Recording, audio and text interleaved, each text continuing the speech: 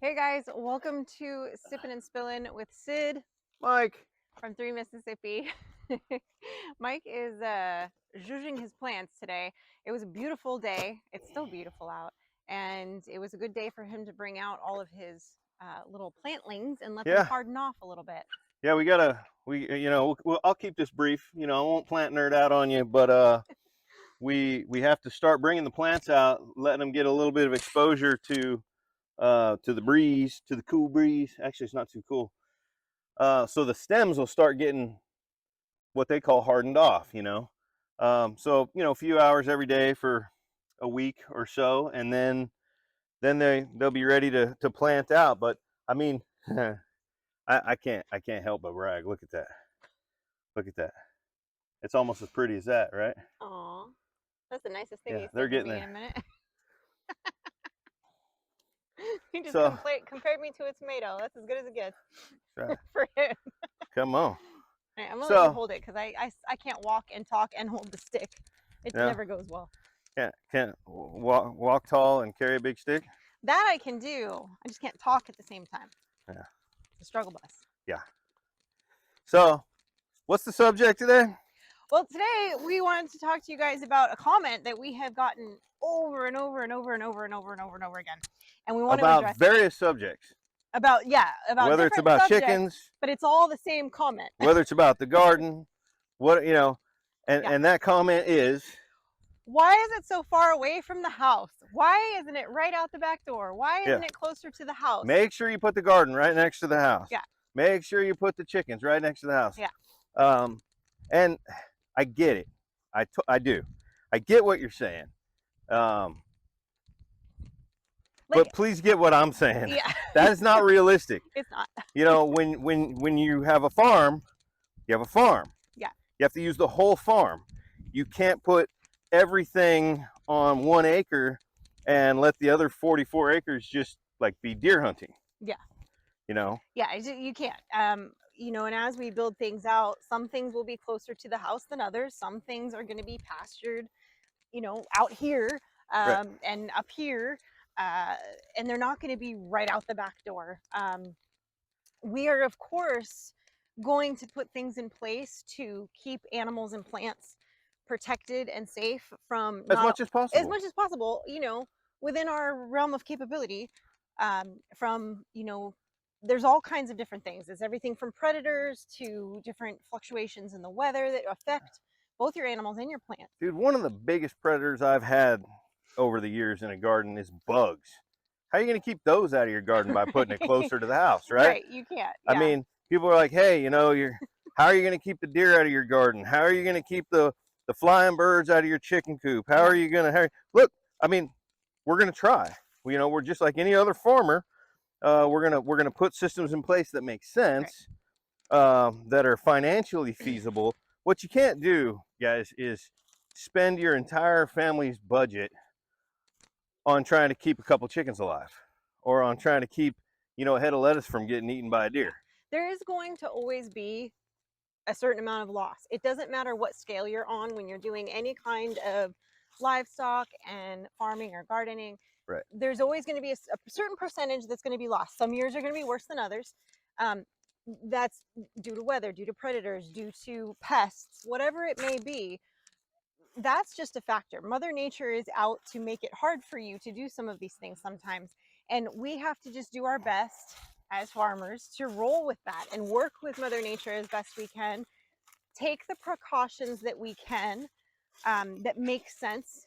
And, everybody makes mistakes, but we've been You're doing gonna this. have to jump right here. Yeah, that's fine. I brought you to a mud hole. That's cool. I really didn't have to jump. I just had to stretch a leg out. Stretch your leg out. Yeah. But but yes, not everything can be right out the back door. Right. And so it's not feasible for that to be the case when we're doing the scale that we're doing. Right. At our old place, everything was right out the back door because that's all the space we had. And I'm telling you, something will kill some of our birds. Something will eat some of my garden. This is reality. This is life. This is gonna happen, right? I mean, you have to understand that hawks and owls, one of their favorite things to eat is baby birds. right? So if we've got baby birds out here, you know, we're dangling a carrot in front of them. You know, deer love to eat tasty greens. Well, if I'm planting a bunch of tasty greens right back there, yeah, they're going to try to get to them. And there's only so much you can do. Yeah. You know, and we appreciate the concern, right? Right. But I want to address this because so many Yeah. people are constantly saying, make sure you do this, make sure you do that, make sure you build a 12-foot tall fence. I don't know where you get your money from, but I don't have the budget Right. to put a 12-foot Right. tall deer-proof fence around a giant garden. Yeah. It's one thing if you've got a little tiny garden in the backyard, you want to put a tall fence around it. But when you're doing like potentially a couple of acres of like Market rate farming, gardening and farming, yeah. there's a point where it's unrealistic to do that. So now you have to take other steps. And you know, like, you know, I'm doing the 3D fence. Hopefully that's going to work. I've been doing a big test with that. Same thing with the chicken coop. Looking at some options of, you know, maybe running some fishing wire across the top to try to keep the flying predators out. But again, we can't spend $100,000 to keep $1,000 worth of birds alive. It just doesn't make sense, right? Well, and I don't want this to be taken as, you know, oh, we don't care, oh, we're not trying to protect our livestock. That is 100% wrong.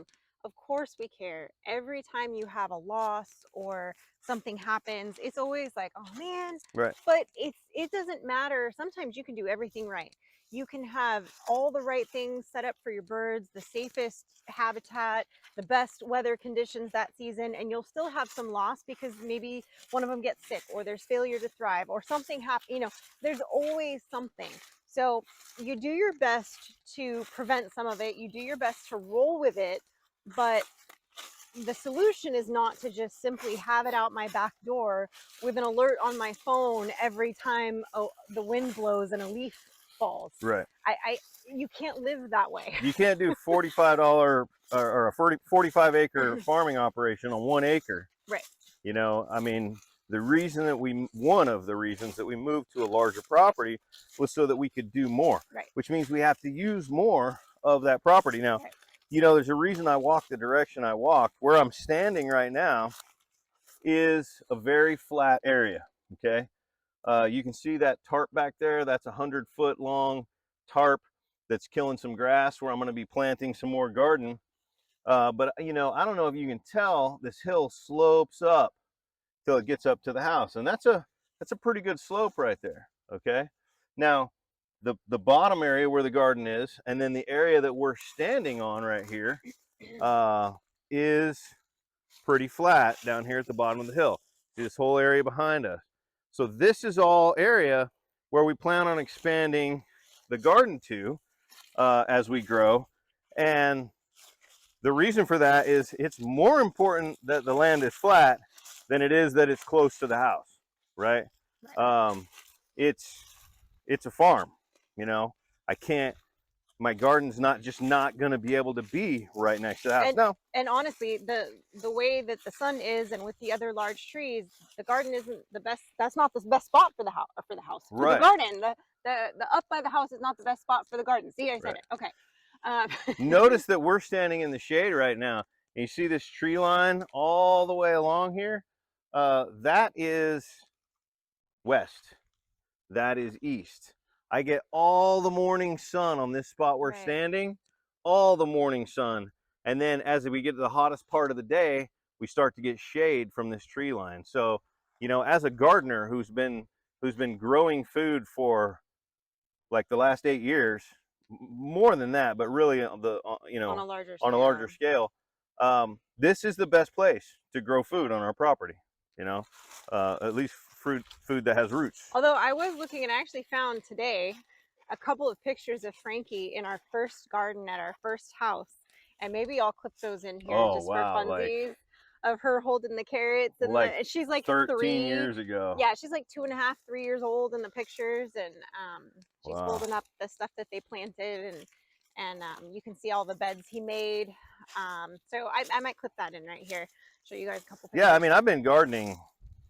Well, I've been gardening my whole life Right. to some extent. Right. But I've been trying to grow food for the family in like established gardening operations for like the last 8 years. Yeah.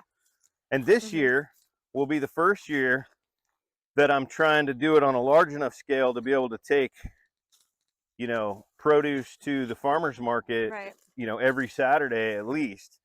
And, you know, next year maybe grow it to where I'm going to 2 or 3 farmers markets a week. But this year I just kind of want to focus on the one that's closest to us, that's on Saturdays. And, you know, you don't want to go too big too fast. Right. You know, try to do a giant market garden when you don't have any experience doing a giant market garden. You're setting yourself up for failure. Right. 100%. Yeah. But I mean, even that first little garden that he had was, I think for a small garden, was pretty big and produced pretty well. And I mean, he made all of Frankie's baby food out of that garden. We never bought her jarred, canned, whatever baby food. She never had any of that stuff. It was all just squished up carrots that he, you know, that we cooked and that he, you know, had grown. So, and broccoli and all kinds of stuff she had.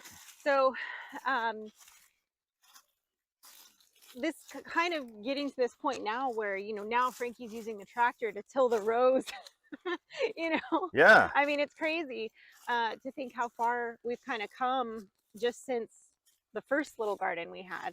I mean, this garden this year is probably going to be, I don't know for sure how big it's going to be.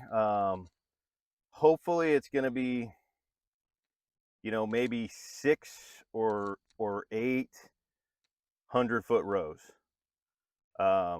That's how big I hope to get it this year, and then double it next year. So we'll see. I mean, I have 2 50-foot rows that we did by hand right now that I have the onions and the strawberries in. And then I have a tarp over a 100-foot section that I plan on building those rows with a tractor. And we actually have a neighbor working on a cool project to be able to form those rows. So that'll be in another video on 3 Mississippi. Yeah, but spoiler, since it's, you know, Sippin and Spillin here, we'll give you a little bit of tidbit here. It's our buddy Alan, who made the 3 Mississippi signs, or ornaments rather. They also bottle opener slash just cool little thing. He makes all kinds of stuff, and he's the one that's making this. Yeah, he actually made the gates that too. for the chicken coop out of welded, you know, metal. So he's building this cool thing that is going to bolt onto the back of the tiller on the tractor, and hopefully is going to form beds without having to do it with a shovel. So, because that's important. Our shadow is following us. Yeah. Little bunk, and he's just everywhere we stop, he stops. Everywhere we go, he has to make an appearance in every video. Yeah, he's such a people cat. He cracks me up. Yeah. He's a hoot, man. So we should walk through the woods over here, see if there's any sheds or something. Mushrooms. Oh, mushrooms! Wow. Warming up. Yeah. Some chanterelles or morels or. The only ones I found had looked like mustard gas coming out of them when I touched them. Yeah, you don't want to eat those. Yeah, I figured they were probably the ones that Alice probably should have left alone. That's what it looked like to me, so I just left them alone. I mean, there's really only 2 mushrooms around here that we probably want to avoid, harvest and eat. Harvest and eat. Okay. Probably only 2 varieties that we probably actually want to harvest. And I'm not a shroomer. I don't have a lot of experience with mushrooms. I've watched a decent amount of videos on them. There's little. Oh, she just took off. Those things. Yeah, those are definitely. There's a fungus among us there, but those are not the ones we're looking for. Those are not the droids you're looking for. Well, I don't know. I don't know what any of those mushrooms I mean, I know what they look like. I've seen them at the store, but I don't know. There's all kinds of cool stuff in here. I mean, there's food everywhere around us right now. There's a lot of wild onions. There's so much food. A lot of wild onions that we've seen out here. I've got a cool app on my phone, and pretty much you can take a picture of any of this stuff growing in this understory, and most of it's edible. It's just a question of how's it taste, you know. And well, the mushrooms, you probably don't want to just willy-nilly eat mushrooms. No. This almost looks like a rose, a wild rose right here. That's like snapped off, doesn't it? Yeah, this is blackberry. Oh, blackberry. That's blackberry Okay. too, right there. All right. See? Yeah, so yeah, if you get into I that. know we have a lot of, what do they call it? Salad? Poke salad? Polk salad. That's what it is. Yeah, these are all. I know we have a lot of that. Blackberries. Yeah, that reminds me of that song. Poke salad, ain't it? Yeah. Yeah, I don't know. Anyway. I didn't know that was a song. It's a song. I'm brave Gator too. I got came you, out granny. here. I came out here with 0 bug spray on. Did you? I might die. Ooh. Yeah. All the bugs are out, y'all. Oh, I can see them. I'm just gonna keep going like this. It's that time of day where they love to eat me. You hear them coming in like Hueys. Yeah. Yeah. It's, oh my God, that feels so good outside right now. It's beautiful. Yeah, the sun is nice. Let's see if we can get a shot of that sun. It's probably gonna blow out the. Yeah, it's gonna. Woo! Yeah. Yeah. But the sun is just setting on top of the trees over there, and we've got those wispy clouds. You know, those wispy clouds that as soon as they start to catch the edge of that sun, here in about another probably 30 minutes, we're probably going to get some brilliant, you know, orange and red across those little wispy clouds. It's going to be a beautiful sunset. We lost Oh, I was trying to play with the kitty. Yeah, he's not having it. He's like, I'll walk with you, but I don't want you to pick me up right now. Yeah. He like flopped over. So anyway, guys, kind of a, you know, something that we've been meaning to bring up about the whole, you know, keep it close to the house thing. Yeah. We really, I mean, we appreciate the concern. Trust me. We do, and we read every comment, and and there's a lot of good advice in there. There's some things that are things that maybe would be good advice for some people, but not in our particular situation. Because it's hard. I know you guys, you know, you're not here physically seeing it, or you aren't, you know, maybe haven't seen all the videos where maybe we already said we're doing X, Y, and Z or whatever. I totally understand. But we do appreciate, you know, we have learned a lot from just posting things and you guys commenting and giving us ideas or giving us tips on things. And we completely have used some of those on different projects in the past. But with this one particular one that we keep getting about everything needs to be close to the house, it's just not feasible when you have a property this size and you're wanting to actually utilize it. Yeah, I mean, I want to have a very large garden that's you know, kind of borderline, I wouldn't call it commercial, but what they call a market garden, you know. And that's going to take space, and it's going to take flat space, and it's going to take flat space that is in an area where it's going to get the most morning sun, and you know, all these things. And same thing with the chickens, you know. We got them. Laying hens are, I think they're pretty close to the house. The coop, I mean, yeah, the coop is pretty close to the house, relatively close to the house. But this field behind us right here, so you can see. Let's see, where are we at? I don't know what okay, you can see the coop up there, right? This whole field right here that we're looking at, the chickens are going to free range down here, guys. We're going to that run that we're building. They're not going to live in that run. That run, we'll be able to close that run up and keep them in there occasionally when we need to. But every morning we're going to open that and let them out into this field. Well, my original plan was to have part of this fenced off more, to kind of rein them in a little bit, and I was going to have some kind of guardian animal over here. We are going to get a guardian dog, but he's not going to be, he or she is not going to be that useful for the first 9 months, right, while it's training, you know. So I do intend on that fence line down there replacing the barbed, or just over the top of the barbed wire, putting some animal fencing in that'll keep the chickens from going through it, so that it'll kind of keep the chickens into this area right here. And chickens don't wander that far. So just a little bit of fencing to keep them in here. But, you know, look, are we going to lose a chicken to a predator? Yes. Yes, we are. Am I worried that we're going to lose the entire flock to predators? No, I'm not. You know, we've had chickens before, and we lived in areas with, you know, high predator Yeah, we had hawks, we had Yeah, coyotes, we we had had owls, we had possums, we had it raccoons, all. we had everything. So, Weasels, snakes, all of it. you know, do you occasionally get coyotes out in the daytime? Yes. Um, yes, it has happened. It doesn't happen very often.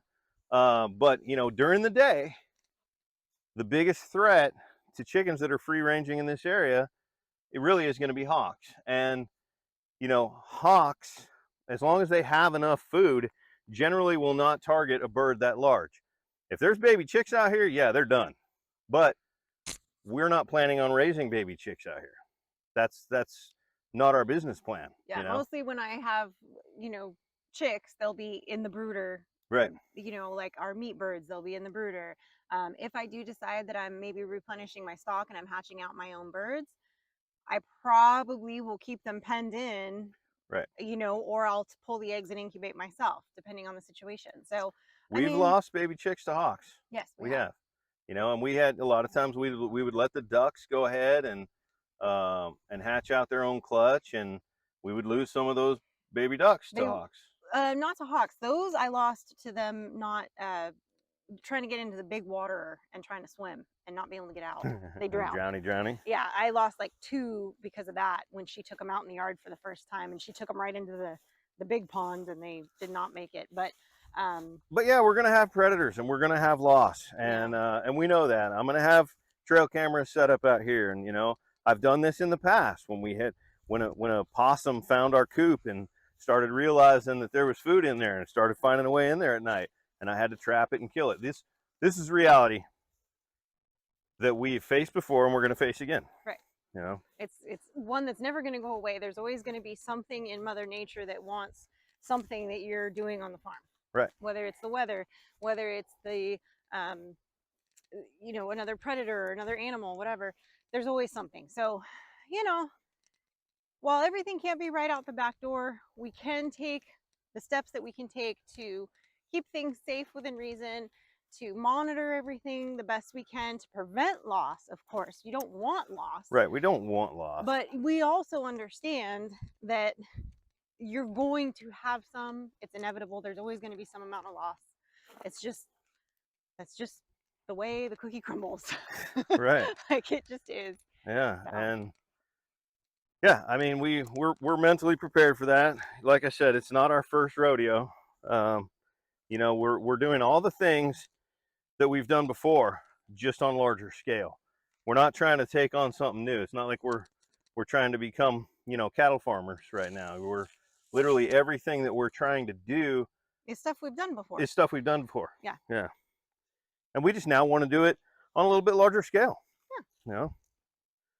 Hey, we can walk through the chicken coop. Yeah.